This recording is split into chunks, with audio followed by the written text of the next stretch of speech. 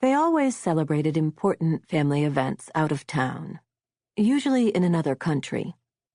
Here they were in a black car as it sped along the highway, now turning onto a side road, disappearing and emerging from under trees like a blinking light on a global positioning system screen moving across a continent.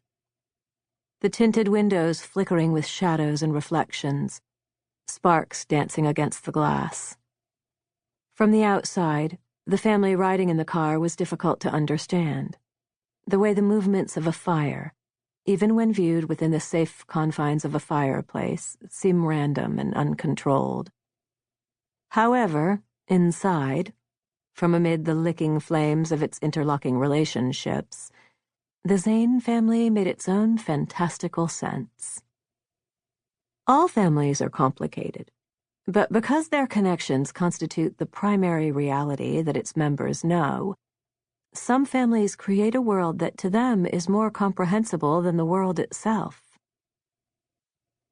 From the point of view of the fire in the fireplace, the living room appears extraordinary, disorienting, and obscure, and the unexpected lashings of the blaze feel comfortable, ordinary, and known. This time, Jonathan had flown his driver over.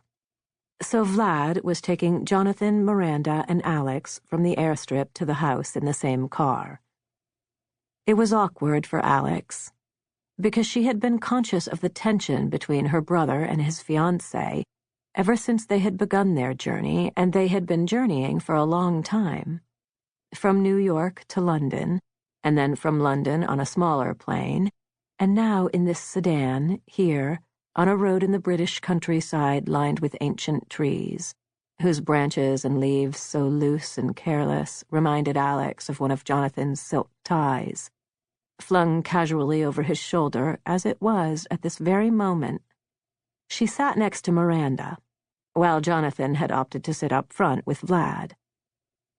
Alex and Jonathan had two much younger half-brothers, 9-year-old twins, and Miranda had recently discovered that Jonathan was sleeping with their nanny. Miranda had threatened to call off the wedding, was still threatening, convincingly, to leave tomorrow and head to Sardinia where some friends had a place.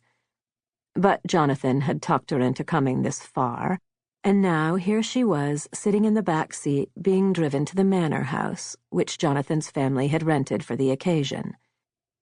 Her eyes were red, but she was in possession of her usual perfect haircut and amused expression.